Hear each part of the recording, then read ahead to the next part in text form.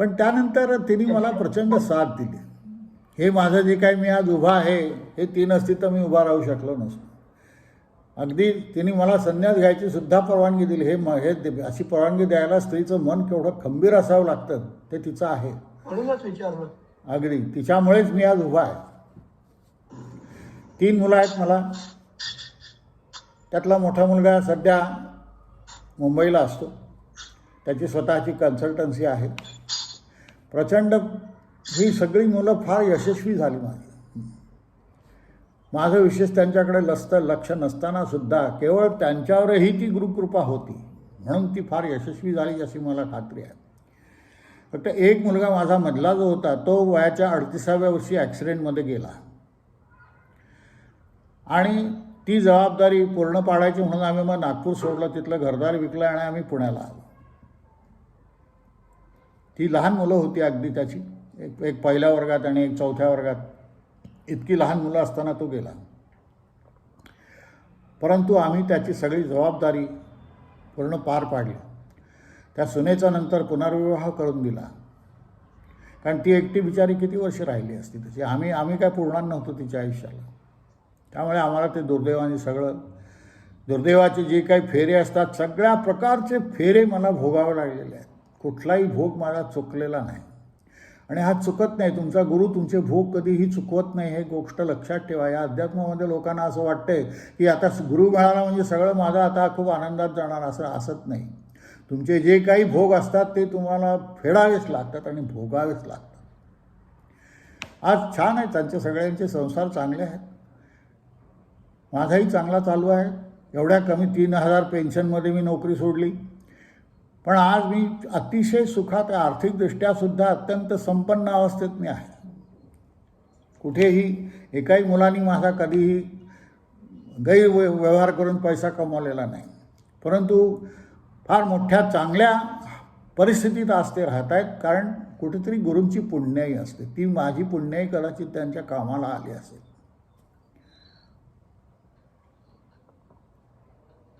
तुम्ही गुरुचरित्रावर काहीतरी बोलता हां, असं ऐकलंय. हो. तर त्याविषयी थोडं सांगू शकाल काय? गुरुचरित्र काय आहे यासंबंधी मी सध्या काही भाग चालू केले आहेत. प्रत्येक अध्यायावर गुरुचरित्राच्या ज्या कथा आहेत, या कथा कशा प्रकारे आहेत, गुरु म्हणजे काय हे समजावं. दुर्दैवाने आज गुरु म्हणजे काय हे आपल्याला समजत नाही. गुरुचरित्र आंधळेपणाने आपण डोळे फिरवतो फक्त, बाकी काही वाचत नाही. त्या गुरुचं प्रेम उत्पन्न होत नाही. धाक उत्पन्न होतो की मी अमुक एक चूक केली तर काय होईल, माझ्या बायकोने अमुक केलं तर काय होईल, मी 3ऱ्या दिवसात अमुक झालं तर काय होईल. हे अनेक प्रकारच्या शंका आणि कुशंकाने त्या गुरुचरित्राची आपण वाट लावून टाकली आहे सर्वसामान्य माणसांनी. 5-5, 10-10 हजार वेळा गुरुचरित्र वाचणारे लोक डोक्याने तापट असतात, नियमाच्या मागे लागतात, अतिशय कर्मकांडाच्या मागे लावून त्या गुरुचरित्राला गाभास संपवून टाकतात. या गुरुचरित्रात म्हटलं आहे की मुख्य भाव कारण प्रेमे करता श्रवण पठे. मुख्य भाव हा मुख्य कारण, भाव पाहिजे. आणि हा भाव जर गुरुविषयी भीतीचा मनात असेल तर ते गुरुचरित्राला काय अर्थ नाही ना. त्यामुळे हा भाग जावा लोकांच्या डोक्यातून, या उद्दिष्टाने मी गुरुचरित्राचा अर्थ सांगायला सुरुवात केली आहे. आणि आज 10 भाग झाले आहेत त्याचे. आणि सध्या काही दुसरे गुरुचरित्राचे आमचे एक मित्र आहेत, मोरा जोशी म्हणून. हे अतिशय विद्वान ग्रस्त आहेत आणि त्यांनी गुरुचरित्राचा अर्थ आणखीन वेगळ्या प्रकारे, कारण त्यांनी जवळपास 300 गुरुचरित्राच्या प्रतींचा अभ्यास केलेला आहे. अतिशय थोर विद्वान आहेत. महाराष्ट्र सरकारने त्यांचा ज्ञानोबा तुकाराम पुरस्कार देऊन त्यांचा सत्कार केला. 5 लाखाचा पुरस्कार महाराष्ट्र सरकारने त्यांना दिला. त्यांच्या कार्याचा हा गौरव आहे. आणि असा थोर माणूस माझ्याही संबंधात आला आणि त्यांनी मला हे कबूल केलं की या गुरुचरित्रावर मी बोलेन. सध्या आज पहिलं त्यांचं व्याख्यान झालं. माझ्याच चॅनलवर ते मी सध्या देतो आहे. आणि हे ऐका तुम्ही. गुरुचरित्राचा एक वेगळा पैलू, गुरुविषयी अत्यंत आतून प्रेम उत्पादन. मगाशी तुम्ही बघितलं असेल, नुसतं मला हे झालं ते काही क्षण मी बोलण्याच्या स्थितीत राहिलो नव्हतो. हे गुरुचं जे आत असतं ना, हे जर आलं नाही तर त्या गुरुचरित्राचा काही उपयोग नाही. गुरुची भीती वाटत असेल तर ते गुरु अयोग्य आणि तुम्ही अयोग्य आहात. तुमचा मार्ग चुकीचा आहे. प्रेम वाटलं पाहिजे. हे आधी तुमचे जे 10 भाग झालेले आहेत हां. ते चॅनलवर अवेलेबल आहेत ना? हो तेव्हाही पाहता येतात ना? हो हो हो अच्छा. मी मी एक विचारू का? हो अगदी. वडील सुभाष बोलतो. हो हो बोल ना. साधारण आपण शाळेत जेव्हा होतो हा. त्यावेळेला जी धारणा होती तुझी हां आणि तुझी जी काही परिस्थिती तू सांगितली तुझं लंकावेशी माझी घर होतं ते मी स्वतः डोळ्याला म्हणजे तुमचे वडील जे होते हो ते काही कार्यक्रम आमच्या घरी येत असल्यामुळे तुमच्या फॅमिलीशी माझा तसा परिचय होता. हो हे माहिती होतं परिचय असं नाही की काय अंडरस्टँडिंग होते किंवा हे असे गुरुजी आहेत होता म्हणजे मग आमच्या घरात उपाध्याय केली होती हा. त्यांची नोकरी. तर या सगळ्या अशा विचार म्हणजे संबंध परिस्थिती अशा अडचणीच्या परिस्थितीमधून अद्याप काय होतं दोन एक तर त्याविषयी बंद पण माणूस होतो हो किंवा एक स्वतःची उन्नती करून घेतो. हो. बंद म्हणजे मग असे विचार काहीतरी येतात. हो पण तुझा अध्यात्माकडे कसं काय कल झाला त्याचा? नाही मी सांगितलं ना मी ती जी काही परिस्थिती होती ती मी आधी सांगितली आहे तुम्हाला की मी का हे झालो देवावर विश्वास नाही अशी माझी का हालत झाली हे मी सांगितलं. त्यात हे परिस्थितीचा उल्लेख केलेला आहे. आणि त्यानंतर एका योग्याची माझी गाठ पडली. तो माझा टर्निंग पॉईंट होता. हे सगळं मी माझ्या भाषणात सांगितलेलं आहे. त्यावेळी मला तू बोलला होतास मला माझ्या लक्षात आहे की हा. तू त्यावेळेला कोल्हापूरला येत होतास हो. त्यावेळेला मला रेल्वेत माणूस भेटल्यावर तू मला बोलला होता. हो हो असं होतं. ज्याच्या जे नशिबात असतं ना तो ज्याच्या नशिबात जो माणूस असतो तो येतोच बरोबर. गुरुच्या मागे तुम्हाला जावं लागत नाही. गुरु तुमच्या मागे असतो. अगदी तुम्हाला माहिती नसलं तरीही तो तुमच्या बॅकिंग असतोच तुमच्या मागे. बरं आता एक साधा म्हणजे मी जनरलचा प्रश्न विचारतो त्याच्याकरता की 2 दिवसापूर्वी पेपरमध्ये 4-5 दिवसापूर्वी आलो होतं हां हवेमध्ये अंतराळ होतो माणूस चेन्नई मधला एक प्रयोग होता असं काही तो प्रयोग होता आणि ते अद्याप असं त्याच्यात त्याचं वर्णन वगैरे केलं होतं की हनुमानासारखा उडला वगैरे. तर अशा जी काही गोष्टी आधीमधनं आपण ते आपलं लहानपणी असं राव म्हणून होता तरी पाण्यावरून चालायचा प्रयोग केला आणि ते पाण्यात बुडले. फसला. खूप मोठी सत्ता. हो हे काय हे खरं आहे का? हे लोक का नाही यातलं खरं असतं पण ज्याचं प्रदर्शन जे करतात ते खोटं असतं. त्याला ती विद्या अवगती असेल पण जेव्हा त्याला प्रदर्शनाची इच्छा झाली प्रदर्शनाची इच्छा म्हणजे प्रसिद्धीची इच्छा त्या ठिकाणी गुरु त्याला पाठिंबा देत नाही. म्हणून ते रावला येतही असलं तरी त्या गुरुनी त्याचा पाठिंबा काढून घेतला कारण त्याचं उद्दिष्ट चांगलं नाही. आता टेंबे स्वामींच्या आयुष्यात हे असं अनेक वेळा घडलेलं आहे की पाण्यावरून ते पलीकडे चालत जात असत. मी एक प्रश्न विचारू का? हो हो अगदी. तुम्हाला ईश्वराचा साक्षात्कार झालाय? आता ह्याचं उत्तर स्पष्ट सांगणं कठीण आहे कारण योग्य उत्तर हा विषय हे थोडेसे न सांगण्याचे विषय असतात. यात तुम्ही समजा काय समजा. ही पळवट नाही का प्रश्नाला उत्तर न देण्याची? त्यांची परवानगी असली तरच मी ह्याचं उत्तर देऊ शकतो. माझी गुरुच्या अधीन आहे. पळवाट नाही. ज्याला सांगायचं त्याला मी आपल्या ग्रुपमध्ये सांगितलेलं आहे. नाही पण हो किंवा नाही एवढं तर सांगू शकता ना तुम्ही? हो प्रत्यक्ष दर्शन घेतलं आणि ज्या दिवशी घेतले त्या दिवशी आपल्या एका ग्रुपवरल्या माणसाला मी त्याचा मेसेजही दिला होता पूर्ण काय झालं ते. पण त्याबद्दल काही आणखी सांगू शकाल का? नाही मी सांगितलं ना तुम्हाला गुरुच्या परवानगीशिवाय बोलण्याचा मला अधिकारच नाही. ठीक आहे. म्हणजे राग मानू नका. हा अधिकार गुरूंचा असतो. हा अधिकार गुरूंचा असतो. नाही तुम्हाला हा प्रश्न विचारण्याचं कारण असं की बरेच जण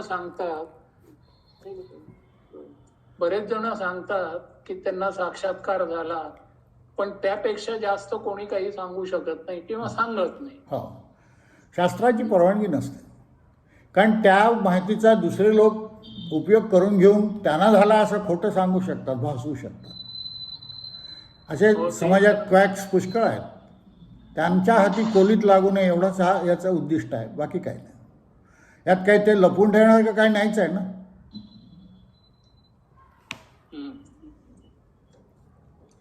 तुमची भटकंती आणि संसार याचं अर्थकारण कसं सांभाळलं? अर्थकारण मलाही आश्चर्य वाटते की हे कारण कसं काय सांभाळलं गेलं. कारण हार्डली मी सोडले तेव्हा 3,000 रुपये पेन्शन होती मला. फक्त एवढंच होतं की माझं स्वतःचं घर होतं, त्यामुळे घरभाडं कुटुंबाला द्यावं नाही लागलं. आणि त्यानंतर मुलांच्या नोकऱ्या पटपट लोक मिळत गेल्या लोकांना. मुलं मोठी होती आणि मुलांची लग्न माझं त्यात ते कसं काय पार पडलं मलाही आश्चर्य वाटते की ते खर्च मी कसे केले, कुठून केले हे मलाच समजेना. पण माझ्याच पैशाने केले, मी कुठून तिसऱ्याने मला येऊन पैसे नाही दिले. पण ते झालं सगळं आणि अतिशय छान प्रकारे झालं की त्या समोरच्या व्यक्तीला आमची परिस्थिती अशी आहे हे समजलं सुद्धा नाही.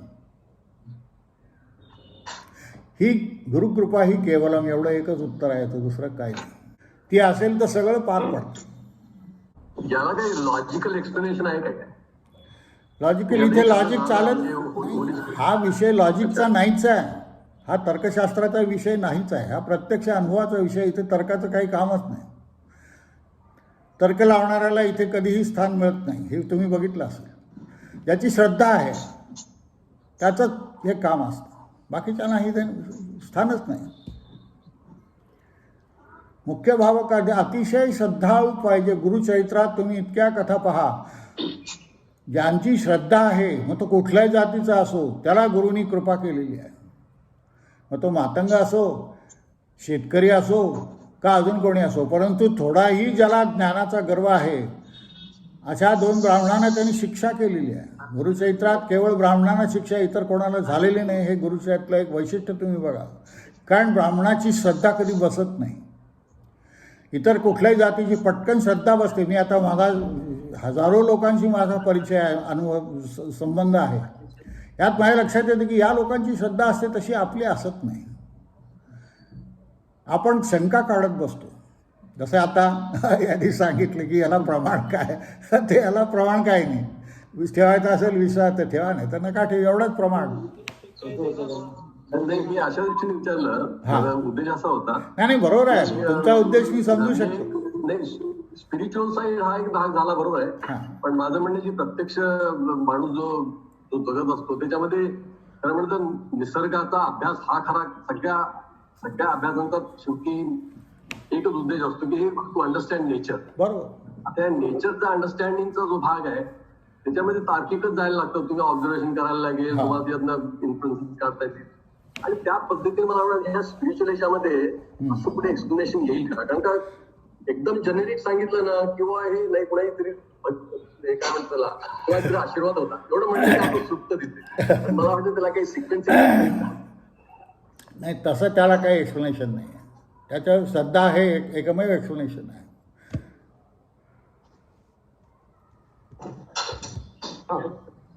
एक मिनिट, मी बोलतो. विचारू? बोल. मी विचारू? हां बोल ना. आता जे आपलं भेट झालं की नाही, की श्रद्धेबद्दल आपल्या ब्राह्मणात ज्यांचं थोडंसं शिक्षण असं त्यांची श्रद्धा कमी होती आणि तुम्ही म्हणतो तसं बहुजन समाज पूर्ण श्रद्धाळू असतो. हे अगदी सत्य आहे, ते मी सुद्धा अनुभवलेलं आहे. पण हे असं डिस्टॉरेशन ऑफ माइंड आहे ना, म्हणजे शिक्षणामुळे म्हणा किंवा काय जे आपण शिक्षण नाही, ज्याला आपण अतिबुद्धी समजतो ती आपल्याकडे असल्यामुळे आपली श्रद्धा बसत नाही. तू म्हणता ते खरं आहे की प्रत्येक गोष्ट करताना आपल्या सुद्धा मला आता आम्ही देवपूजा देवपूजा का करतो हे मनात येतं. अमुक वाचन करायला की वाचन का करतो. गुरुचरित्रातल्या जितक्या कथा आहेत, मन शंकेच्या पलीकडे जायला प्राथमिक काय आहे की कुठल्या गोष्टीची शंका येते. ते देवदर्शनाला गेलो तिथे शंका येते, अरे हे करून काय मिळणार आपल्याला. हजारो लोक येतात, क्यू मध्ये उभारला तुम्ही. नाही, पण हे करून मिळणार आहे ही ज्याची श्रद्धा आहे त्यालाच ते मिळतं. गुरुचरित्रातल्या कुठलीही कथा पहा तुम्ही, प्रचंड श्रद्धा असल्याशिवाय त्या काहीही झाल्या. आता संदीपकाची कथा पहा, ज्यांनी वाचला असेल त्यांना हे लक्षात येईल. संदीपकाची पहा, कुठल्याही शिष्याची कथा पहा, प्रचंड विश्वास आहे गुरुचा की गुरु आपल्या सतत मागे राहणार आहे. काशीला गेल्यानंतर त्या गुरुनी किती त्याचे हालहाल केले, सगळं तो करत असून पुन्हा त्याला ते वर शिव्या देत असत, तरीही त्याला माहिती होतं की हे गुरु आपला त्रैमूर्ती आहे. इतका गुरुवर विश्वास असल्यामुळेच शेवटी ती त्रैमूर्ती समोर येऊन सुद्धा तिलासुद्धा तो बदला नाही, विष्णूंना सुद्धा तो बदला नाही. तो म्हणे की माझा गुरु समर्थ आहे. इतका त्या गुरुवर आपला विश्वास पाहिजे. आपल्याला मध्येच कुठलं प्रलोभन आलं की त्या गुरुला सोडतो, आपण दुसरीकडे जातो. गुरु हे चीज समजायला अत्यंत कठीण आहे. ते त्या अवस्थेत गेला तरच समजू शकते, नाही तर नाही समजू शकत. पण गुरु म्हणजे काही व्यक्ती आहे की त्याला नाही, व्यक्ती नाही. त्या व्यक्तीत वास करणारी एक शक्ती आहे. ती अनेक व्यक्तींमध्ये ती शक्ती असू शकते एकाच वेळी. ती कुठल्याही रूपाने येऊन तुम्हाला सांगेल. एक लहान पोराच्या रूपाने येईल, म्हाताऱ्या माणसाच्या रूपाने येईल, कुठल्याही रूपाने येईल. पण म्हणून मी तुम्हाला माझा पहिला उपदेश झाला ते वाक्य सांगितलं की मी जरी तुझ्यात असलो तरी इतर सर्वांच्यात मी आहे याचा अभ्यास कर. त्यामुळे समोरची व्यक्तीमध्ये कुठल्या रूपाने त्या व्यक्तीत गुरु येऊन तुम्हाला सांगेल हे नाही सांगता येत. ते सांगतो हे मी सांगू शकतो. मला एक प्रश्न, अनकॉन्शियस माइंड आहे का हे? हा, असं म्हणू शकता. हे या साध्या माइंडचं कामच नाही. त्या आतच ते होतं. आतलं जे माइंड आहे त्याच्यामध्ये होते हे सगळं. हे सगळ्या घटना घडतात त्या तिथे घडतात. तुमची जी काय तयारी करून दिली जाते ती सुषुप्ती अवस्थेत केली जाते. या अवस्थेत गुरु तुम्हाला कधी समोर उपदेश नाही करत. तुम्हाला सुशिक्षित नेतो आणि मग तुम्हाला उपदेश करतो. मला अजून एक प्रश्न विचारायचा आहे, चालेल का? हो, अगदी. विचार. मी मिसेस देशमुख. हो. तर मला विचारायचे की असं म्हणतो जगनियंता ईश्वर हो. आणि गुरु याच्यात काय फरक आहे का दोन्ही एकच आहे? दोन्ही एकच आहे. गुरुच जगनियंता असतो, त्रैमूर्ती तोच असतो. फक्त तो जड शरीर घेऊन आल्यामुळे आपल्याला तो गुरु वाटतो. आहे तो त्रैमूर्तीच. आपल्याला मूर्तीमध्ये देव दिसतो, त्यामुळे आपण मूर्ती डोळ्यासमोर पटकन येते हो, आपल्या. हो. आपण काय म्हणतात ते ईश्वर हा दिसणार नाही, नुसता प्रकाश आहे असं पण म्हणतात. ईश्वर म्हणजे फक्त प्रकाश आहे असं पण मी कुठेतरी वाचलेलं आहे. नाही, नुसता प्रकाश नाही आहे. बरोबर आहे का तसं? नाही, नाही. त्याच्याही खूप पुढे आहे तो. प्रकाश म्हणणं म्हणजे त्याला लहान म्हणणं आहे. प्रकाश म्हणणं म्हणजे लहान म्हणणं आहे. अजून खूप पुढे आहे. म्हणजे हे वेगवेगळे जे अवतार आपण आता साईबाबा आहे, स्वामी महाराज आहेत, या सगळ्यांच्यातून तो प्रकट होत असतो. त्याला एका शरीराची गरज नाही. असे शेकडो शरीर तो वापरतो आणि शेकडो वर्ष हे अव्याहत त्याचं कार्य चालू आहे. सगळे शेवटी एकच आहे. अगदी एक. कुठलाही गुरु लहान मोठा नसतो. मी एक उदाहरण साधं नेहमी देतो की आपण पायरीवर चढतो, जिन्याच्या 100 पायऱ्या चढून वर एखाद्या डोंगरावर गेलो तर पहिल्या 10 पायऱ्यांना महत्त्व नाही आहे का? त्या काढून टाकला तर तुम्ही जाल का वर? त्या पहिल्याही तितकंच महत्त्व आहे. जसं पहिलीतल्या वर्गातल्या शिक्षकाचं जे महत्त्व आहे ते PhDच्या शिक्षकाचं महत्त्व आहे. तो पहिलीला शिकवतो म्हणून त्याचं महत्त्व कमी नाही होत. तर तुमच्या शक्तीनुसार, कुवतीनुसार तो गुरु तुम्हाला पहिल्या वर्गातलं शिकवतो, 4थ्या वर्गातलं शिकवतो, 7वीतलं शिकवतो. हा तुमच्या कुवतीवर अवलंबून आहे. तुमची कुवत एकदम जास्ती असेल, विवेकानंदासारखे तुम्ही असाल तर स्वतः रामकृष्ण परमहंस त्यांच्या डोक्यावर हात ठेवून सगळं देऊन टाकतात. ही त्याची कुवत होती. पण बाकीच्या शिष्यांची होती का? त्याची कुवत आहे, त्याला तो देत असतो. त्याच्यात तो कधी भेदभाव करत नाही. पण त्याला माहिती आहे की ह्याची घेण्याची शक्ती आहे का नाही. शक्ती असेल तरच देतो, नाही तर नाही देत.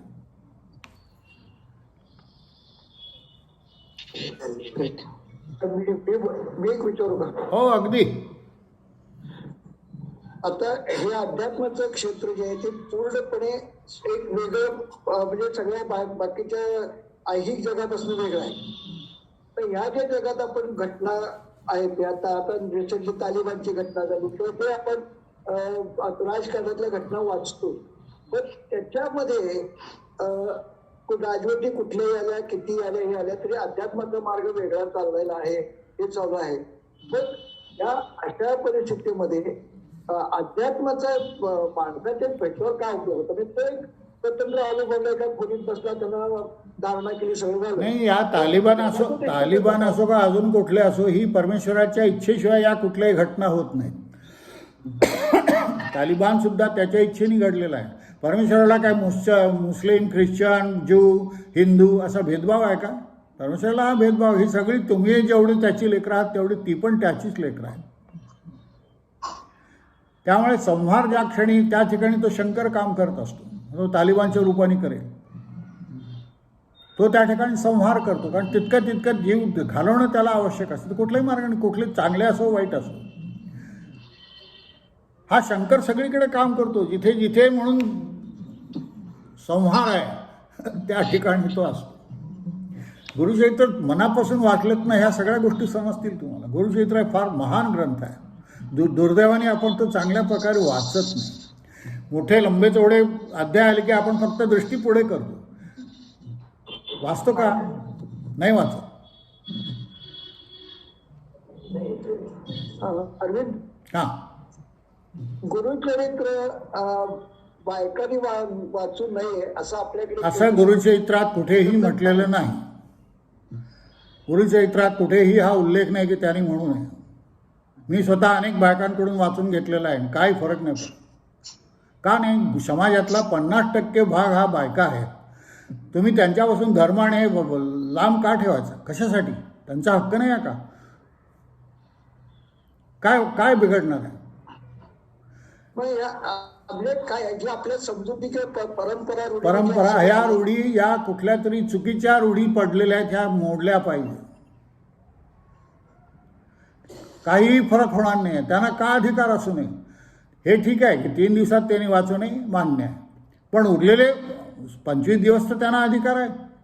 स्वतः गुरुचरित्रात अनेक स्त्रियांचे जे उल्लेख आहेत ते, आता त्या वंद्यस्त्रीचा उल्लेख होता, ती 60व्या वर्षी तिला मूल झालं आणि त्याआधी ती 4थ्या दिवशी स्नात होऊन गुरूंकडे गेली, हा उल्लेख आहे ना.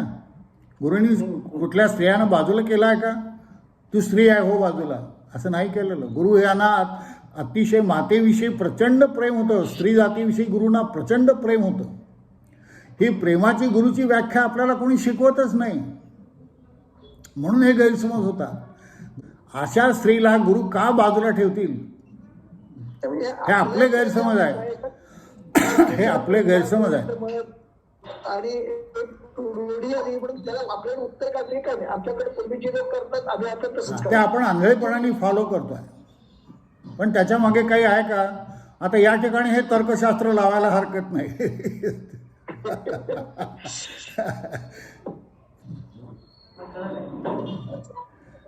मी स्वतः अनेक स्त्रियांकडून वाचून घेतलेलं आहे, परवानगी दिली. माझी भाची आहे, तिला ते विचारू दे का ती? हो हो, अगदी अगदी विचारा. हो, नमस्कार. हा. ऍक्च्युली मला तेच हाच माझा प्रश्न होता की गुरुचरित्र माझे बाबा वाचतात, पण मग ते म्हणाले की म्हणजे सगळेच म्हणतात की बायकांनी वाचू नये, ती इच्छा आहे वाचायची. अगदी वाचा. याचं वगैरे सगळं वाचतंय. हा, याचं सविस्तर 36वा अध्याय एक फक्त पुरुषांचं हे आहे, त्यामुळे कदाचित पडत नाही. त्याच्यात काही बीजाक्षर आहेत आणि या बीजाक्षरांचा स्त्रीत्वावर काही परिणाम होऊ शकतो, हे मान्य आहे. त्यासाठी बीजाक्षरयुक्त जे आहे ते वाचू नका. म्हणून टेंबेस्वामींनी द्विसहस्री गुरुचरित्र लिहिलं की त्यात बीजाक्षरांचा उपयोग नाही केलेला. गुरुचरित्रावर स्त्रियांचा अधिकार तितकाच आहे जितका पुरुषांचा आहे. कारण अर्धे भक्त स्त्रियाच आहेत ना, त्यांच्यापासून का ते अलग करतील? बिलकुल काही हरकत नाही, फक्त 3 दिवसात वाचू नये. त्याचा जो शास्त्र म्हणून नियम आहे तो पाळावा.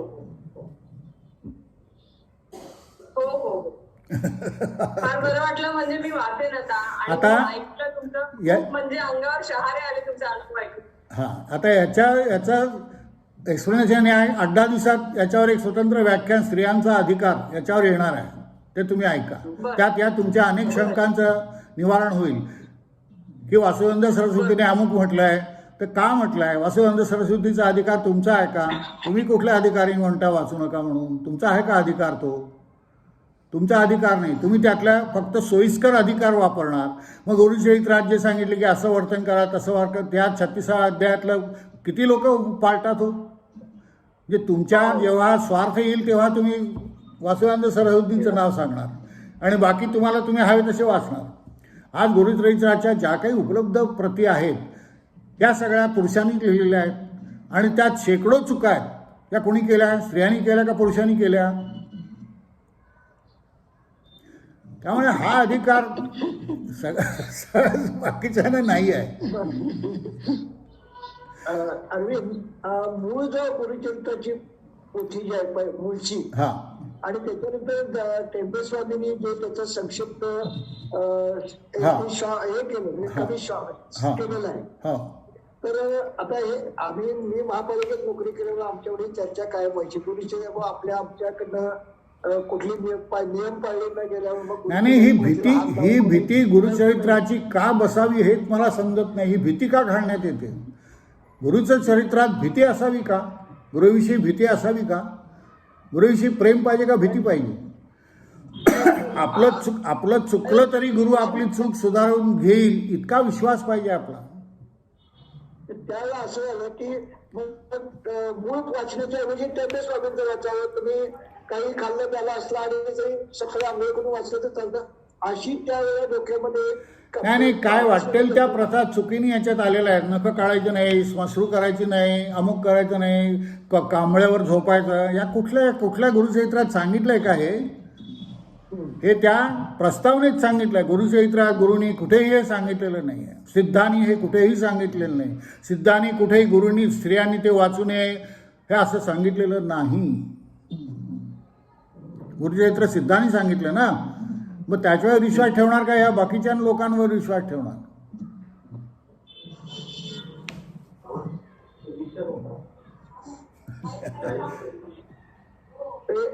टेंबे स्वामींनी जे संक्षिप्त गुरुचरित्र केलेलं आहे, तर ते वाचन म्हणजे आताच्या गडबडीच्या ह्याच्यात काय होतं की एवढं विस्तीर्ण वाचण्यापेक्षा ते शॉर्टला ते केलेलं वाचायला सोयीचं होतं का? ज्याला इच्छा आहे त्याला वाचावंसं वाटतं. पण त्यामध्ये काय फरक पडतो का? नाही, काय फरक. मूळ गुरुचरित्र हे मूळ गुरुचरित्रच आहे. ते जे मंत्रमय आहे ते मूळ गुरुचरित्र आहे. जे सिद्धांनी सांगितलं आहे नामधारकाला, सरस्वती गंगाधराला, ते मूळ गुरुचरित्र आहे आणि ते मंत्रमय आहे. त्याच्यात ज्या कोणी मध्ये काय हे बदल केलेले आहेत, तो मंत्रातला बदल करण्याचा कुणालाही अधिकार नाही. मी पर्टिक्युलरली टेंबे स्वामींनी जे वासुदेव सरस्वतींनी जे लिहिलेलं आहे संक्षिप्त गुरु, ते संक्षिप्त म्हणजे मोठं वाचायला तुम्हाला वेळ नाही म्हणून संक्षिप्त आहे. आणि टेंबे स्वामींसारख्या अधिकारी पुरुषांनी लिहिलेलं असल्यामुळे ते मूळ गुरुचरित्र इतकंच पवित्र आहे. झालं काय? कोणाचं असेल समाधान व्हायचं असेल तर सांगा. अरविंद दाटल्यांच्या बद्दल थोडंसं म्हणजे तुम्ही बोलायला पाहिजे. आता असामान्यातला माणूस सामान्य माणूस किंवा सामान्यातला असामान्य माणूस, आपण सामान्यातला असामान्य म्हणून आपल्या संपूर्ण या ग्रुपमध्ये पूर्वी मला आठवतोय आपला कडेगावकर, रामचंद्र कडेगावकर, हा एक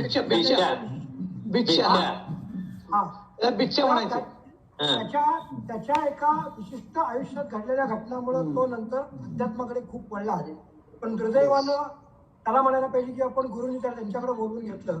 पण अरविंद दाटलेंच्या आयुष्यात जे काही एक नाट्य झालेलं आहे, आपल्या दृष्टीने ते नाट्य वाटतं, पण त्याचा जो त्याच्याबद्दल त्याचे जे कष्ट किंवा त्याची साधना करणं आणि उपासना करणं ही सातत्यानं चालू ठेवणं, वाचन मनन चिंतन याच्यात सातत्य असेल तर पुढे जाता येतं. कुठल्याही गोष्टीत जर आपण शंका काढत बसलो तर शंका वाढतात. गणितातल्या सत्यतेबद्दल कोणी विचारले का? 2+2 4च का म्हणायचं? म्हटलं म्हणून आपण गृहीत धरतो. तसं आयुष्यात आपल्याला काही गृहीतक धरली पाहिजे. त्यातली एक जर आपण मानली की देशमुखांनी विचारलं तसं की देव दिसला का? देव आहे का नाही हा प्रश्न वेगळाच आहे. त्याच्याबद्दल विचार करायचा नाही. ज्याला दिसला दिसला, ज्याला नाही दिसला नाही दिसला. मला जो देव दिसतो त्याची मी उपासना करतो का? त्याची मी साधना करतो का? आणि मला जो माणूस दुसरा दिसतो त्याच्यात मी माणुसकी किंवा देव बघतो का? देवत्व आणि माणुसकी आपण बघतो का त्याच्यात? त्याचं एक उत्तम उदाहरण म्हणजे अरविंद दाटलेंनी केलेलं त्यांचं आम्ही व्याख्यान म्हणणार नाही, निरूपण म्हणून, की त्यांच्या युट्यूब चॅनलला जी पॉप्युलॅरिटी मिळते किंवा ते स्वतः एक अत्यंत उत्तम कुक आहे, अत्यंत उत्तम संगीत शिक्षक आणि संगीत प्रेमी आहे, हे सगळं एका आयुष्यात एवढं कष्ट करून मिळणं, यासाठी कुणाचा तरी वरदहस्त लागतो आणि तो त्याला लाभला, त्यांनी दिला, त्यांना त्यांच्या आपल्यावर उपकार आहेत आणि हा असाच वरदहस्त त्यांच्यावर सतत राहो, त्यांच्या कुटुंबियावर दत्तगुरूंची कृपा राहो, ही आपल्या ग्रुपतर्फे मी विनंती करतो त्याला, गुरुंना. आणि आठलेला एक अभंग म्हणण्याची विनंती करतो, त्यानंतर आपणच ही मीटिंग मी एंड करणार आहे. सगळ्यांचे आभार. आठले, तुम्हाला आवडतो तो अभंग म्हणतो? नाही हो, अभंग मला एकही अभंग पाठ नाही. आणि तुम्ही आधी सांगितलं असतं तर मी कदाचित म्हटलंही असतं. नाही, आम्हाला एक्स्ट्रा कोड पाहिजे काय बोलायचं नाही, मनात या क्षणी येईल ते गात. नाही, मला समोर पुस्तक लागेल. आणखीन विचारायचे का त्याच्या आधी? ठीक आहे, तुम्ही शेवट भैरवी ना करा बस. गुरु तुमच्या पाठीशी साक्षात आहेत. बघतो आणि मी स्वतःच खरं सांगतो की अरविंद दाटले सांगतात त्याच्यावर माझा पूर्ण विश्वास आहे. आपल्याला अनुभव येत नाही म्हणून दुसऱ्याला येत नाही असं आपण असं कुशल नाही. प्रत्येकाचे शंकरानंद संगीतांचा अनुभव येतो, तो मला येत नाही. अभंग म्हणतात ते, आणि त्यानंतर आपण संपू, बाकीच्या गप्पा आपण ग्रुपवर मारू. शेवटची विनवणी संत जनी परिसावी, शेवटची विनवणी संत जनी परिसावी, विसरन तो पडावा, विसरन तो पडावा, माझा देवा तुम्हासी, शेवटची विनवणी संत जनी परिसावी, शेवटची विनवणी संत जनी परिसावी. आता फार बोलो काही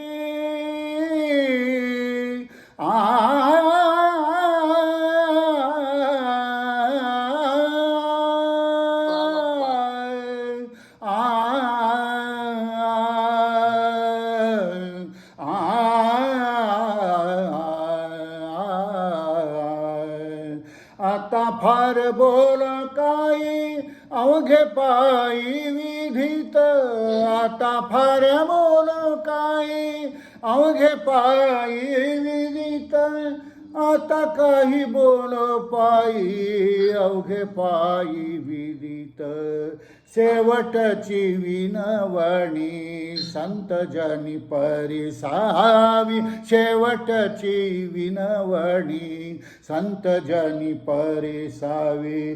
तुका म्हणे पडतो पाया, तुका म्हणे पडतो पाया, करा छाया कृपेची, शेवटची विनवणी संत जनी परिसावी, शेवटची विनवणी संत जनी परिसावी, शेवटची विनवणी संत जनी परिसावी.